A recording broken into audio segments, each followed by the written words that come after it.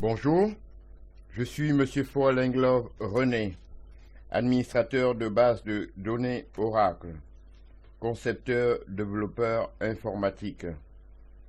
Dans ce cours, nous allons étudier l'ensemble des processus de la base de données Oracle.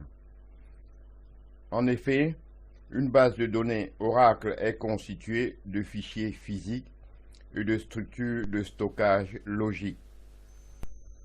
Une instance de base de données est formée de processus et de structures mémoire. Ces processus s'exécutent continuellement et accomplissent des tâches dans la base de données. La zone mémoire contient des données et des informations utilisées par les processus. Les processus d'arrière-plan.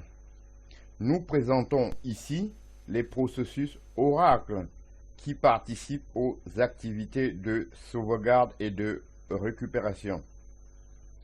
Il existe de nombreux autres qui assurent des fonctionnements divers. En petit 1, nous allons voir le Database Writer ou DBWR. Ce processus enregistre dans des fichiers de données sur disque les données qui se trouvaient dans le cache tampon. La plus petite unité de stockage étant le bloc. Ce processus écrit sur disque des blocs de données.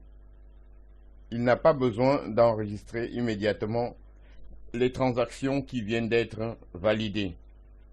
Les blocs de données qui ont été modifiés par ces transactions peuvent rester en mémoire. Lorsque de l'espace mémoire est requis ou lors d'un point de contrôle, le processus DBWR transfère ces blocs depuis la mémoire vers le disque. Plusieurs de ces processus peuvent être exécutés en même temps dans la base, auquel cas ils se nomment DBW-n, où n est le numéro du processus. D'autres fonctions sont également assurées par ce processus lors d'un point de contrôle. Je passe maintenant au processus LogWriter ou LGWR. Ce processus enregistre dans le fichier redo courant les informations qui se trouvaient dans le tampon redo. On se réfère à ces informations par les termes entrée ou enregistrement de reprise.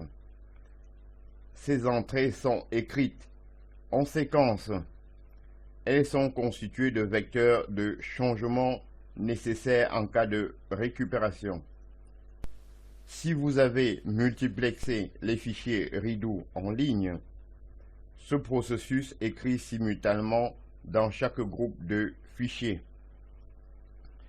En troisième maintenant, nous allons voir le processus archivaire ou ARCH.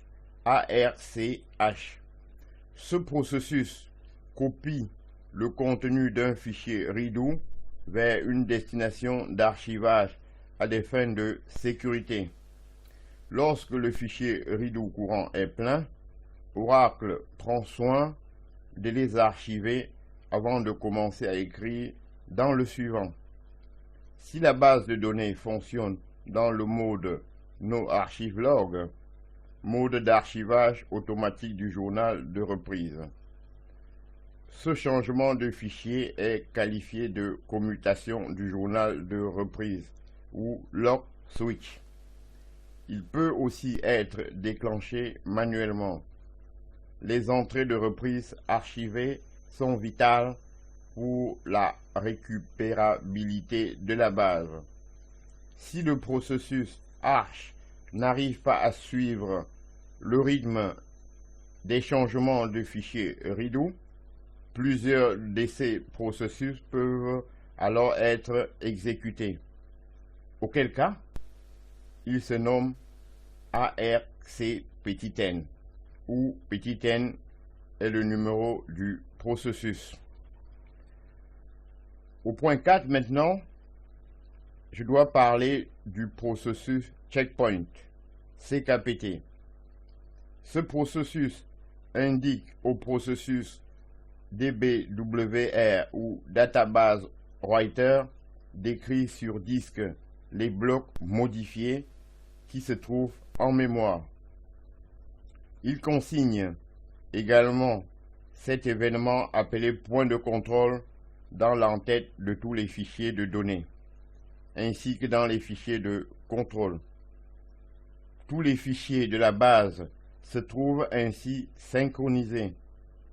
Ce processus s'exécute à intervalles réguliers, mais également lors d'une commutation du journal de reprise, lorsque la base est placée hors ligne ou arrêtée, ou lorsqu'un tablespace est placé dans le mode de sauvegarde à chaud.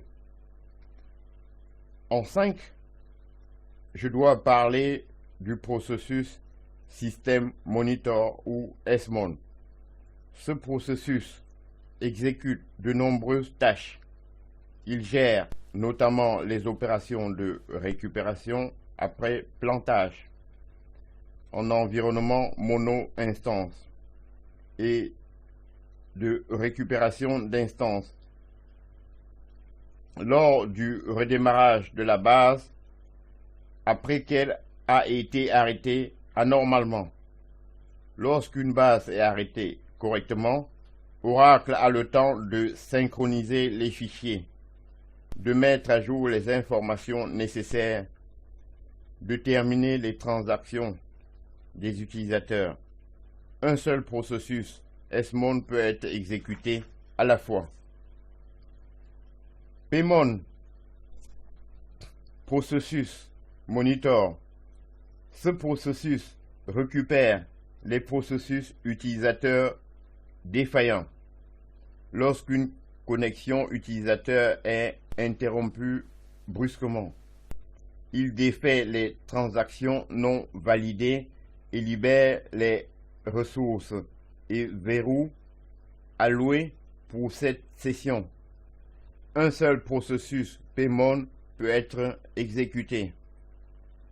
Ces processus que nous avons vus accomplissent d'autres tâches, mais seules celles relatives à la sauvegarde et à la récupération ont été overlookées. Je vous remercie.